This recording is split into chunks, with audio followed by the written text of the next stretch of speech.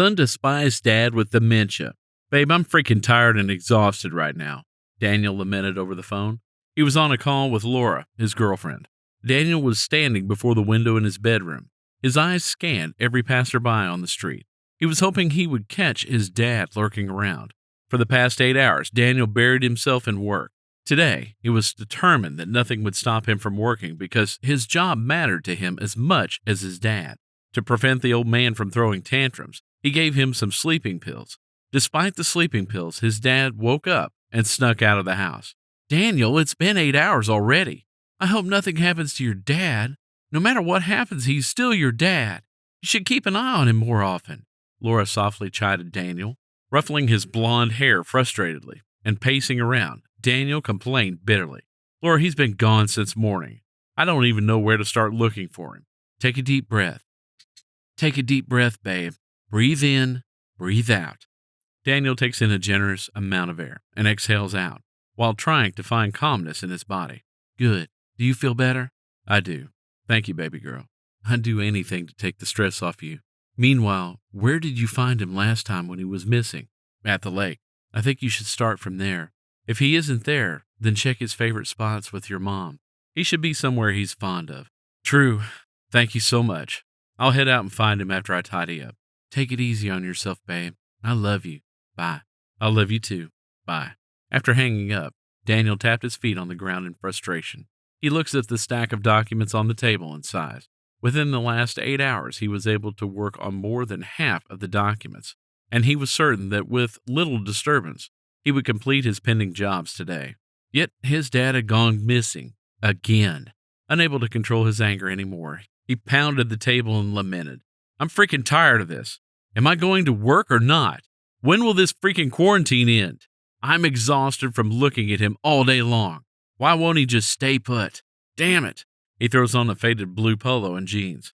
He walks through the downstairs with the hopes of going to find his dad. While walking through the hallway, he heard a knock at the door. He hurries to check for the visitor. Who's there? He calls out. Officer Malcolm, a baritone voice replied. Daniel pauses for a while before deciding to open the door. Standing before Daniel was an older man who looked exactly like him. The glaring difference was the wrinkles on his face and his body structure, which was a bit chubby. Daniel, on the other hand, had a slender build. Dad! Finally! Thank God! Daniel felt relief wash over him. Hello, Mr. Williams, the police officer who was standing behind Daniel's father greeted. Good evening, officer. Where did you find my dad? Not far. He was in the street asking people for directions. I recognized him. Otherwise, he would have been taken to the station. Oh, my God. I appreciate it, sir. I was just going to look for him. I didn't know when he'd stepped out of the house. Daniel shared his burden with the officer. Don't worry. He's okay now. Trying to keep an eye on him always. Take care. The police officer waved and returned to his patrol car. I'm just so glad the police found you, because I was honestly frustrated thinking of where and how to find you. Daniel steps aside so his father can enter the house. Mr. James Williams was looking exhausted, and his shirt was covered in sweat. It seemed he had spent 8 hours walking around. Daniel helps his dad to the couch and hurries to the kitchen to get him a chilled glass of water. Dad, I've told you several times not to leave the house without telling me. Whenever you go out on your own, you get lost. Why don't you listen? When did we have that conversation? I don't remember anything of such. Danny boy, the weather out there is so great. Your mother is going to love it. I think we should go to the pool together. Where is your mother? Go and inform her to get ready so we can go to the pool. Daniel rolls his eyes at his dad and replies bluntly, You've been divorced for many years. James looks at his son, shocked. That's impossible. Beatrice would never do that to us. He stared at Daniel for a while before asking, Who are you? Your son, Daniel. Don't worry, son. Your mom is coming home. She loves me so much and would never leave me. Not to mention now we have a full-grown son like you. Do not worry. Dad, I'm worried about you. The weather is great outside. The birds are chirping. Your mom is probably at the spa. She never gets tired of going there. It's only now I remembered. I should have gone to the spa to look for her. Maybe we should drive down to the spa to check on her. Dad, for the last time, you and Mom got a divorce, and it's been more than a decade. Stop finding her around. Those words hit James in the heart. For a moment he paused and tried to process his son's words. He recalled the sad moments he had with his wife. Then he burst into tears, like a baby. Why did she leave me? She said she's going to love me forever. And so why did she leave? Daniel was confused for a moment. He didn't know how to comfort his dad over an issue that had happened several years ago. Dad, it's okay. Stop crying.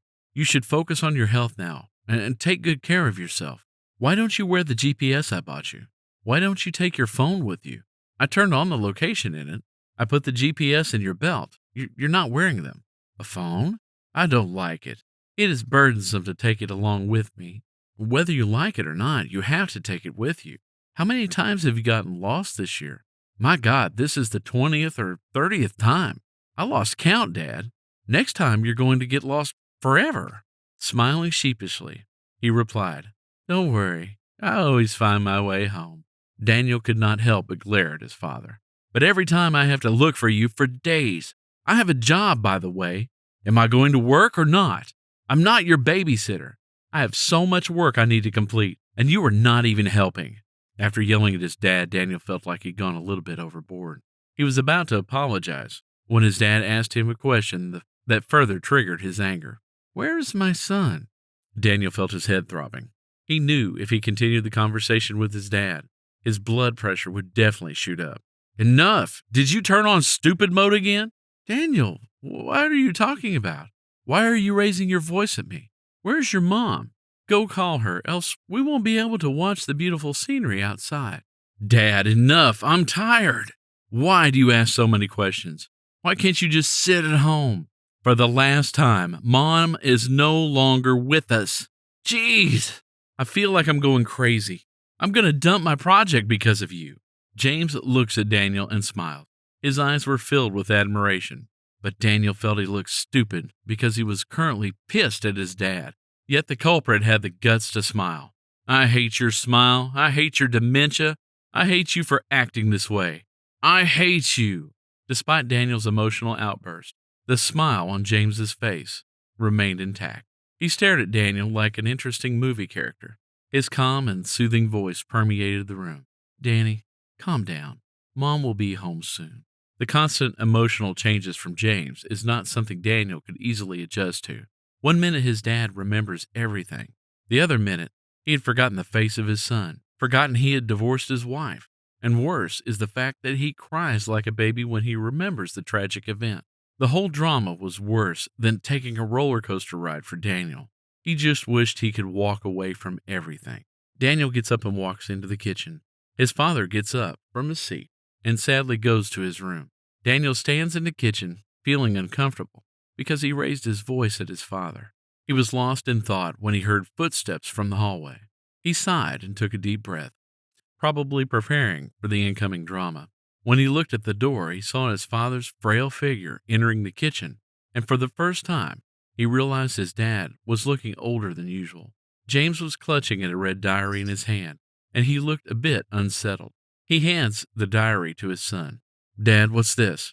He takes the diary in his hand and opens it. He noticed his father's handwriting and realized that it must be his diary. He remembered while growing up, his father never allowed him to touch the diary. Then James had told him diaries are personal, so reading them was invading a person's privacy.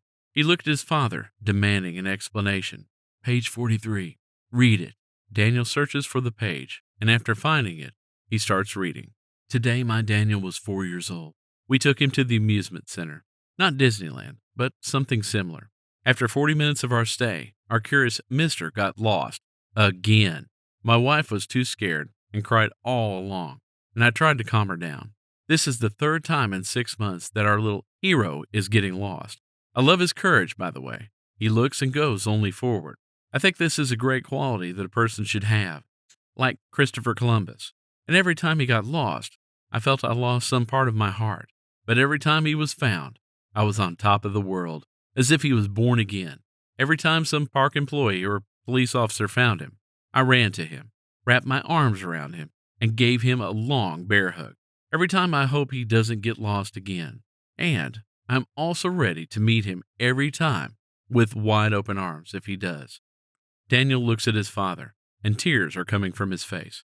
He felt disappointed and disgusted at himself. He was disappointed because he realized how much his dad loves him and how patiently he had taken care of him when he was a little boy. He felt disgusted at himself for hating his dad because of his dementia. He felt repulsed by his attitude because his dad currently needed all the love and support he could get at the moment. Closing his eyes, he sighed in regret and swore to work on his patience and nurture his dad with love. Whispering, he said, "I'm sorry, Dad." "Who are you?"